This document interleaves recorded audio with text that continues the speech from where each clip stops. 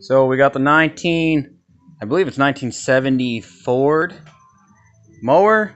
Engine was destroyed, so I got a new engine for it out of this tractor over here, a Roper. As you can see, engine's taken out. New engine is inside the Ford. This is going to be its new home. Ford is an old Lt80 PTO. And I'm going to start it up for you guys.